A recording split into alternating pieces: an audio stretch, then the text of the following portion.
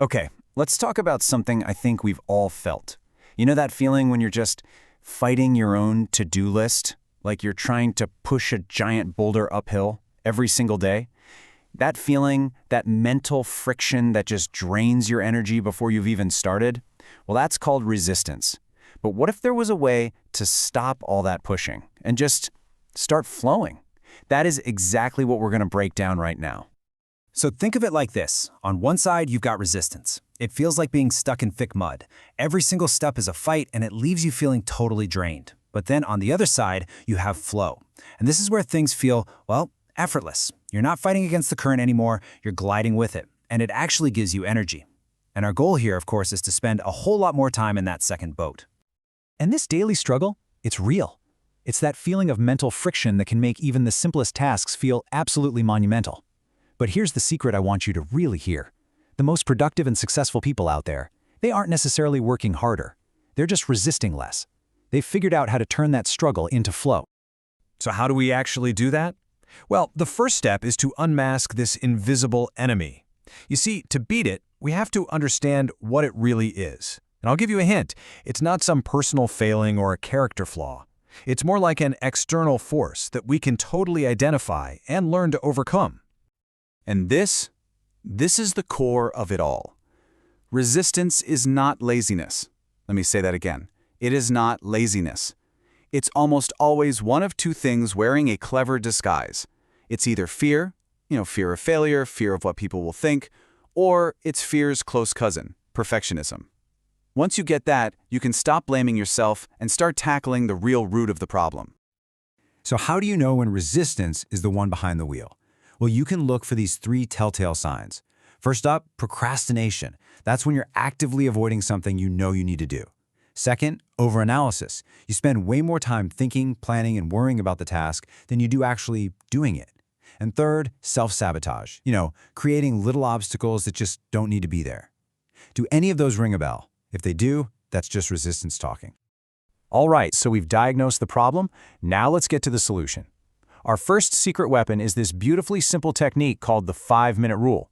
This is your go-to tool for breaking through that initial wall of resistance, especially when it's showing up as perfectionism. This is so important. We often think we need the perfect plan, or to be in the perfect mood, or for it to be the perfect time to start.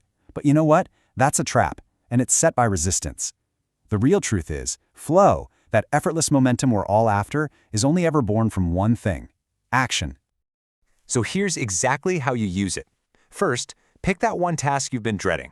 Next, just commit to working on it for 5 minutes. That's it, just 5. And the most important part is step 3, ignore quality. Seriously, the goal isn't to do it well, the goal is just to begin. There's a cool psychological thing happening here called the Zeigarnik effect. Our brains are basically wired to remember unfinished tasks.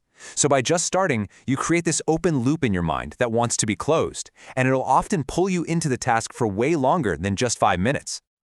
Okay, so that handles the problem of just getting started.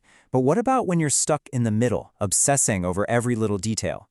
That's where our second rule comes in. It's designed to completely disarm that overanalysis. The answer? Aim for good enough. This might just be the most powerful mantra in the entire world of productivity. And it really comes down to a simple truth. A finished project that's maybe 80% perfect is infinitely more valuable than some perfect idea that stays 0% complete because you were too afraid to actually do it. I mean, think about it like this. Your perfect idea has 0 impact on the world. It's just stuck in your head. But a good enough action, well, that's maybe 80% effective. It creates results, it gets you feedback, it moves you forward.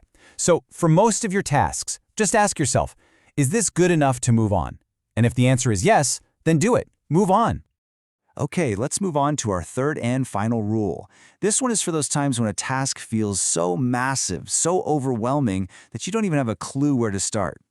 The secret here is to stop looking at the whole mountain and instead just find the single, tiniest step right in front of your feet. When you feel that sense of overwhelm, it's usually because your brain is trying to process like 10 steps at once. So just stop, take a breath, and ask yourself this one simple question. What is the single, smallest, most ridiculously easy action I can take right now to move this forward? It's really just a simple shift in focus. For example, The goal isn't write the book. I mean, that's overwhelming. The goal is open the document. Literally anyone can do that. File the report becomes find the email with the data.